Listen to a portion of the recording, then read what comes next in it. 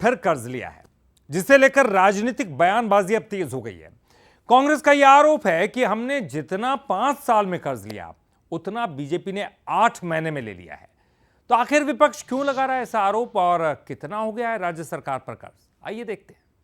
बर्फीले पहाड़ों का प्रांत और देवभूमि हिमाचल प्रदेश, जहां राज्य सरकार की स्थिति किसी से छिपी नहीं है।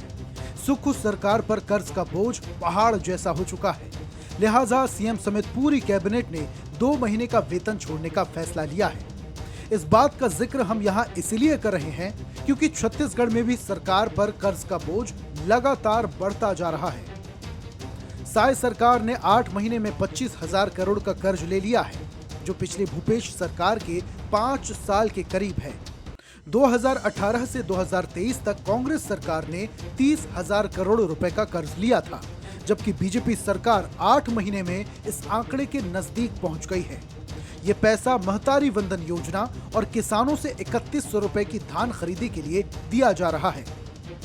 इसे लेकर वित्त मंत्री ओपी चौधरी का कहना है कि विकास के कामों के लिए लोन लिया जा रहा है। कांग्रेस सरकार सिर्फ अपनी जेब भरने के लिए कर्ज लेती थी। छत्तीसगढ़ के फिनेंशियल सिस्टम को प्रूडेंट रखते हुए, एफिशिएंट रखते हुए हम महतारी वंदन भी पूरा करेंगे, किसान साथियों के लिए भी काम पूरा करेंगे।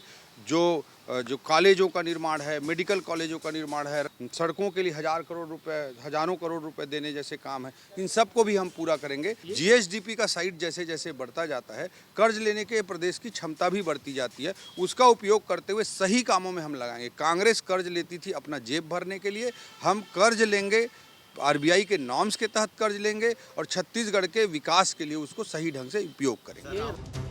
बढ़ते कर्ज को लेकर अब विपक्ष की ओर से भी बयान आने शुरू हो गए हैं। दीपक बैज का कहना है कि अगले 5 साल में सरकार सिर से पैर तक कर्ज में डूबी नजर आएगी। इस सरकार के पास सरकार चलाने के लिए बिल्कुल भी अनुभवहीन सरकार है।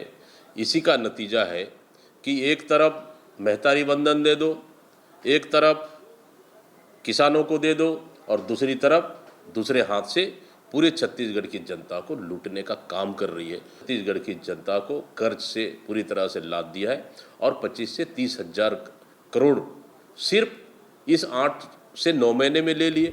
सरकार किसी की भी हो, विकास और फ्री बीज को लेकर कर्ज हमेशा से लिया जाता रहा है। कांग्रेस सरकार में बीजेपी भी सवाल उठाती रही थी। अब वही काम विपक्ष में रहते कांग्रेस कर रही है।